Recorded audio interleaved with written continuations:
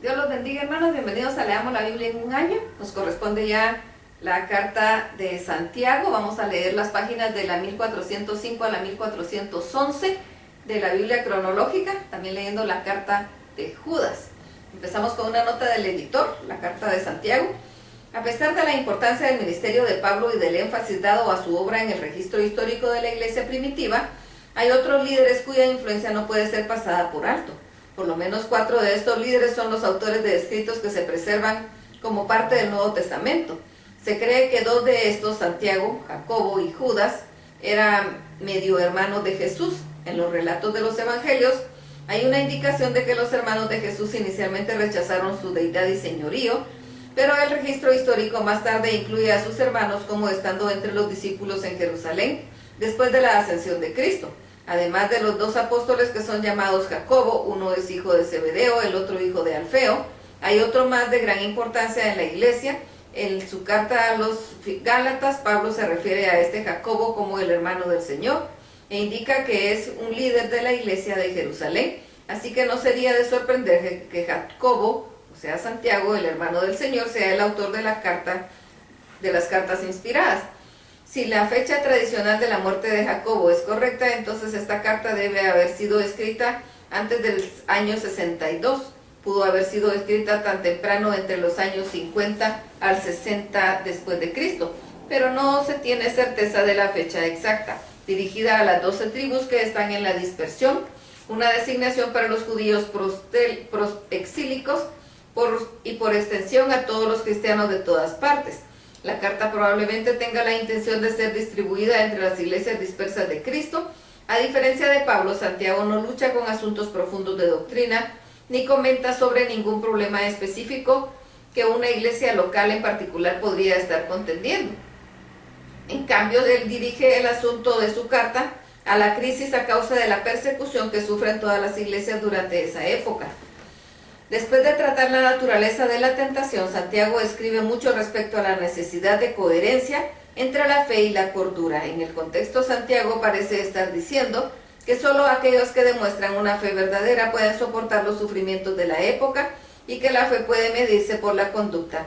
También es posible que Santiago esté instalado a la coherencia entre la fe y la acción como una fuente de fortaleza contra la tentación. Pablo termina su carta con diversas exhortaciones para los santos que deben soportar el sufrimiento. Aunque de importancia inmediata en épocas de amplia persecución, el escrito de Santiago contiene consejos prácticos para el andar diario de cada cristiano. Bien, veamos lo que nos dice la carta del apóstol Santiago. Santiago, siervo de Dios y del Señor Jesucristo, a las 12 tribus que están en la dispersión, salud. Hermanos míos, tened por sumo gozo cuando os halléis en diversas pruebas, sabiendo que la prueba de vuestra fe produce paciencia, mas tenga la paciencia su obra completa para que seáis perfectos y cabales, sin que os falte cosa alguna. Y si alguno de vosotros tiene falta de sabiduría, pídala a Dios, el cual da a todos abundantemente y sin reproche, y le será dada. Pero pida con fe, no dudando nada, porque el que duda es semejante a la onda del mar, que es arrastrada por el viento y echada de una parte a otra. No piense pues que tal haga, que recibirá cosa alguna del Señor. El hombre de doble ánimo es inconstante en todos sus caminos. El hermano que es humilde condición, gloríese en su exaltación, pero el que es rico en su humillación, porque él pasará como la flor de la hierba, porque cuando sale el sol con calor abrasador, la hierba se seca, su flor se cae y perece su hermosa apariencia.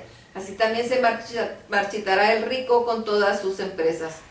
Bienaventurado el varón que soporta la tentación, porque cuando haya resistido la prueba recibirá la corona de la vida que Dios ha prometido a los que le aman. Cuando alguno es tentado, no diga que es tentado de parte de Dios, porque Dios no puede ser tentado por el mal, ni él tienta a nadie, sino que cada uno es tentado cuando de su propia concupiscencia es atraído y seducido. Entonces la concupiscencia, después de que ha concebido, da a luz el pecado, y el pecado, siendo consumado, da a luz la muerte.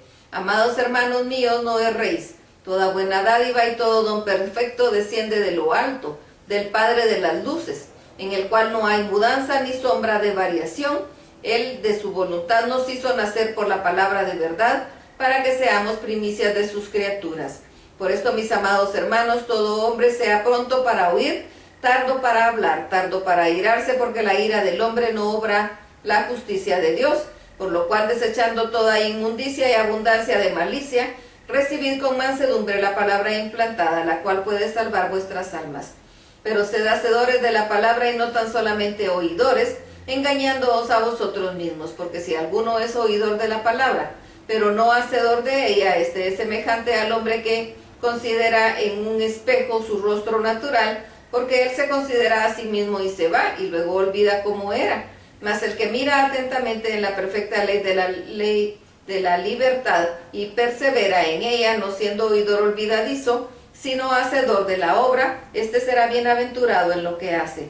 Si alguno se cree religioso entre vosotros y no refrena su lengua, sino que engaña su corazón, la religión del tal es vana. La religión pura y sin mácula delante de Dios el Padre es esta: visitar a los enfermos y a las viudas en sus tribulaciones, y guardarse sin mancha del mundo. Hermanos míos, que vuestra fe en nuestro glorioso Señor Jesucristo sea sin acepción de personas, porque si en vuestra congregación entra un hombre con anillo de oro y con ropa espléndida, y también entra un pobre con vestido andrajoso, y miráis con agrado al que trae ropa espléndida, y decís: siéntate tú aquí, en este el buen lugar, y dices al pobre: estate tú ahí de pie, o siéntate ahí debajo de mi estrado. No hacéis distinciones entre vosotros mismos y venís a ser jueces con malos pensamientos. Hermanos amados, oíd: ¿no ha elegido Dios a los pobres de este mundo para que sean ricos en fe y herederos del reino que nos ha prometido a los que le aman? Pero vosotros habéis afrentado al pobre. No os oprimen los ricos, y no son ellos los mismos que los arrastran a los tribunales. ¿No blasfeman ellos el buen nombre que fue invocado sobre vosotros? Si en verdad cumplís la ley real conforme a la Escritura, amarás a tu prójimo como a ti mismo. Bien hacéis, pero si hacéis acepción de personas, cometéis pecado y quedáis convictos de la ley como transgresores. Porque cualquiera que guardare toda la ley pero ofendiere en un punto, se hace culpable de todos. Porque el que dijo: no cometerás adulterio, también ha dicho: no matarás. Ahora bien, si no cometes adulterio, pero matas, ya te has hecho transgresor de la ley. Así hablad y haced como los que habéis de ser juzgados por la ley de la libertad, porque juicio sin misericordia se hará con aquel que no hiciere misericordia, y sin misericordia triunfa sobre el juicio. Hermanos míos, ¿de qué aprovecha si alguno dice que tiene fe y no tiene obras? ¿Podrá la fe salvarle? Y si algún hermano o hermana están desnudos y tienen necesidad del mantenimiento de cada día, y alguno de vosotros le dice: id en paz, calentados y saciados, pero no les dais las cosas que son necesarias para el cuerpo, ¿de qué aprovecha? Así también la fe, si no tiene obras, es muerta en sí misma. Pero alguno dirá: tú tienes fe y yo tengo obras. Muéstrame tu fe sin tus obras, y yo te mostraré mi fe por mis obras. Tú crees que Dios es uno, bien haces. También los demonios creen y tiemblan. Mas quieres saber, hombre vano, que la fe sin obras es muerta. ¿No fue justificado por las obras Abraham, nuestro padre, cuando ofreció a su hijo Isaac sobre el altar? ¿No ves que la fe actuó juntamente con las obras, y que la fe se perfeccionó por las obras? Y se cumplió la escritura que dice: Abraham creyó a Dios y le fue contado por justicia, y fue llamado amigo de Dios. Vosotros veis pues que el hombre es justificado por las obras, y no solamente por la fe. Asimismo también Rahab la ramera no fue justificado por obras cuando recibió a los mensajeros y los envió por otro camino, porque como el cuerpo sin espíritu está muerto, así también la fe sin obras está muerta. Hermanos míos, no os hagáis maestros muchos de vosotros, sabiendo que recibiremos mayor condenación, porque todos ofendemos muchas veces. Si alguno no ofende en palabra, ese es varón perfecto, capaz también de refrenar todo su cuerpo. He aquí, nosotros ponemos freno en la boca de los caballos para que nos obedezcan, y dirigimos así todo su cuerpo. Mirad también las naves, aunque tan grandes y llevadas de impetuosos vientos, son gobernadas con un pequeño timón por donde el que las gobierna quiere. Así también la lengua es un miembro pequeño, pero se jacta de grandes cosas. He aquí cuán grande bosque enciende un pequeño fuego, y la lengua es un fuego, un mundo de maldad. La lengua está puesta entre nuestros miembros y contamina todo el cuerpo, e inflama la rueda de la creación, y ella misma se inflama por el infierno, porque toda la naturaleza de bestias y de aves y de serpientes y de seres del mar se doma y ha sido domada por la naturaleza humana, pero ningún hombre puede domar la lengua, porque es un mal que no puede ser refrenado, llena de veneno mortal. Con ella bendecimos al Dios y Padre, y con ella maldecimos a los hombres, que están hechos a la semejanza de Dios. De una misma boca proceden bendición y maldición. Hermanos míos, esto no debe ser así. ¿Acaso alguna fuente hecha por una misma abertura agua dulce y amarga? Hermanos míos, ¿puede acaso la higuera producir aceitunas o la vid higos? Así también ninguna fuente puede dar agua salada y dulce. ¿Quién es sabio y entendido entre vosotros? Muéstrese por la buena conducta sus obras en sabia mansedumbre. Pero si tenéis celos amargos y contención en vuestro corazón, no os jactéis ni mintáis contra la verdad, porque esta sabiduría no es la que desciende de lo alto, sino terrenal, animal, diabólica. Porque donde hay celos y contención, ahí hay perturbación y toda obra perversa. Pero la sabiduría que es de lo alto es primeramente pura, y después pacífica, amable, benigna, llena de misericordia y de buenos frutos, sin incertidumbre ni hipocresía, y el fruto de justicia se siembra en paz para aquellos que hacen la paz. ¿De dónde vienen las guerras y los pleitos entre vosotros? ¿No es de vuestras pasiones, las cuales combaten en vuestros miembros? Codiciáis y no tenéis, matáis y ardéis de envidia, y no podéis alcanzar, combatís y lucháis, pero no tenéis lo que deseáis porque no pedís. Pedís y no recibís porque pedís mal, para gastar en vuestros deleites. O almas adúlteras, ¿no sabéis que la amistad del mundo es enemistad contra Dios? Cualquiera pues que quiera ser amigo del mundo se constituye en enemigo de Dios. ¿O pensáis que la Escritura dice en vano el Espíritu que Él ha hecho morar en nosotros nos anhela celosamente, pero Él da mayor gracia? Por eso dice, Dios resiste a los soberbios y da gracia a los humildes. Someteos pues a Dios, resistid al diablo y huid de vosotros, y huirá de vosotros. Acercaos a Dios y Él se acercará a vosotros. Pecadores, limpiad las manos, y vosotros los de doble ánimo, purificad vuestros corazones. Afligidos y lamentad y llorad, vuestra risa se convierta en lloro, y vuestro gozo en tristeza. Humillados delante del Señor, y Él os exaltará. Hermanos, no murmuréis los unos de los otros. El que murmura del hermano y juzga a su hermano, murmura de la ley y juzga a la ley. Pero si tú juzgas a la ley y no eres hacedor de la ley, sino juez, uno solo es el dador de la ley, que puedes salvar y perder. Pero tú, ¿quién eres para que juzgues a otro? Vamos ahora, los que decís hoy y mañana iremos a tal ciudad y estaremos allá un año y traficaremos y ganaremos, cuando no sabéis lo que será mañana. Porque ¿qué es vuestra vida? Ciertamente es neblina que se aparece por un poco de tiempo y luego se desvanece. En lugar de lo cual deberías decir, si el Señor quiere, viviremos y haremos esto o aquello. Pero ahora os jactáis en vuestras soberbias. Toda jactancia semejante es mala, y al que sabe hacer lo bueno y no lo hace, le es pecado. Vamos ahora, ricos, llorad y aullad por las miserias que os vendrán. Vuestras riquezas están podridas y vuestras ropas están comidas de polilla. Vuestro oro y plata están enmohecidos, y su moho testificará contra vosotros, y devorará del todo vuestras carnes como fuego. Habéis acumulado tesoros para los días postreros. He aquí clama el jornal de los obreros que han cosechado vuestras tierras, el cual por engaño no les ha sido pagado por vosotros.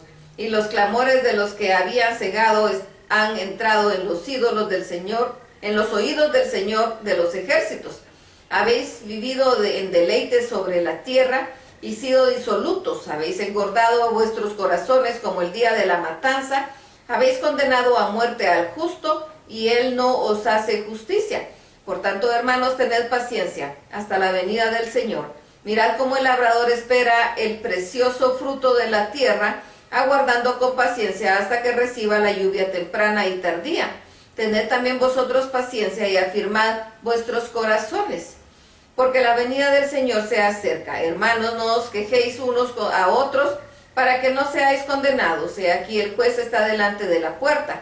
Hermanos míos, tomad como ejemplo de aflicción y de paciencia a los profetas que hablaron en nombre del Señor. He aquí tenemos por bienaventurados a los que sufren. Habéis oído de la paciencia de Job y habéis visto el fin del Señor, que el Señor es muy misericordioso y compasivo.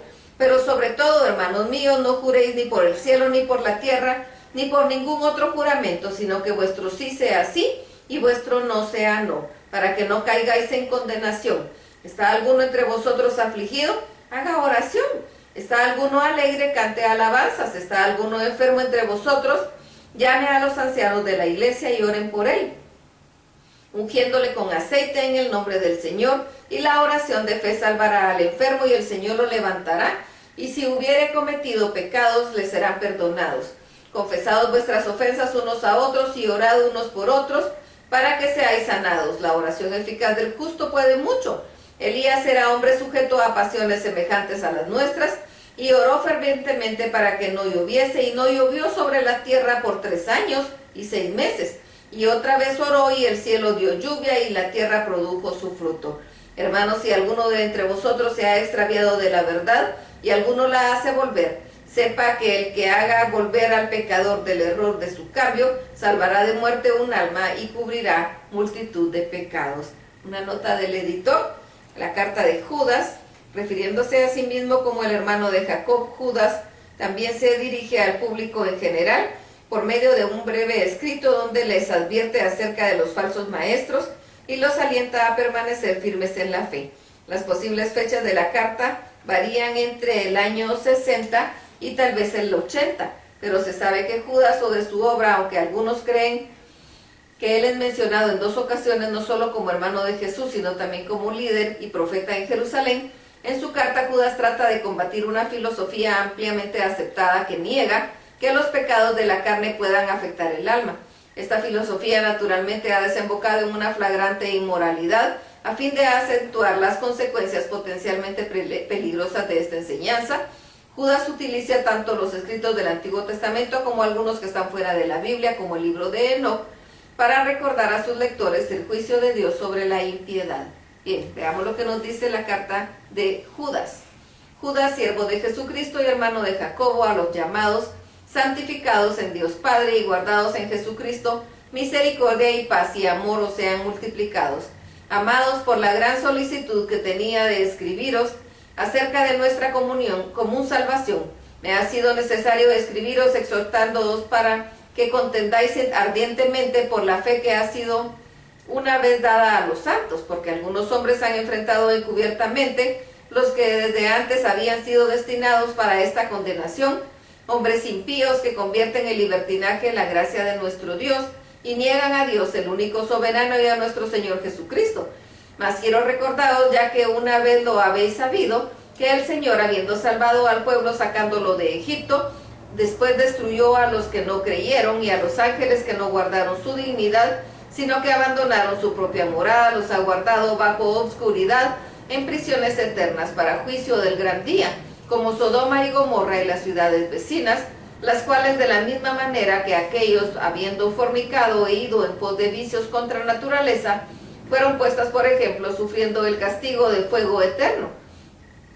No obstante, de la misma manera también estos soñadores mancillan la carne, rechazan la autoridad y blasfeman de las potestades superiores, pero cuando el arcángel Miguel contendía con el diablo, disputando con él por el cuerpo de Moisés, no se atrevió a proferir juicio de maldición contra él, sino que dijo: el Señor te reprenda. Pero estos blasfeman de cuantas cosas no conocen, y en las que por naturaleza conocen se corrompen como animales irracionales.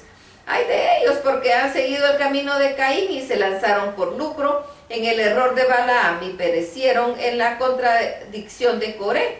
Estos son manchas en vuestros ágapes, que comiendo impúdicamente con vosotros se apacientan a sí mismos, nubes sin agua, llevadas de acá para allá por los vientos, árboles otoñales sin fruto, 2 veces muertos y desarraigados, fieras ondas del mar que espuman su propia vergüenza, estrellas errantes para las cuales está preservada eternamente la obscuridad de las tinieblas. De estos también profetizó Enoc, séptimo desde Adán, diciendo: He aquí vino el Señor con sus santas decenas de millares para hacer juicio contra todos y dejar convictos a todos los impíos y todas sus obras impías que han hecho impíamente, y de todas las cosas duras que los pecadores impíos han hecho contra él. Estos son murmuradores, querellosos, que andan según sus propios deseos, cuya boca habla cosas infladas, adulando a las personas para sacar provecho. Pero vosotros, amados, tened memoria de las palabras que antes fueron dichas por los apóstoles de nuestro Señor Jesucristo, los que os decían: en el postrer tiempo habrá burladores que andarán según sus malvados deseos. Estos son los que causan divisiones, los sensuales que no tienen al Espíritu. Pero vosotros, amados, edificándoos sobre vuestra santísima fe, orando en el Espíritu Santo, conservaos en el amor de Dios, esperando la misericordia de nuestro Señor Jesucristo para vida eterna. A algunos que dudan, convencedlos; a otros salvad, arrebatándolos del fuego; y de otros tened misericordia con temor, aborreciendo aún la ropa contaminada por su carne. Y a aquel que es poderoso para guardaros sin caída y presentaros sin mancha delante de su gloria, con gran alegría, al único y sabio Dios nuestro Salvador, sea gloria y majestad, imperio y potencia, ahora y por todos los siglos. Amén. Hasta aquí la lectura. Dios los bendiga.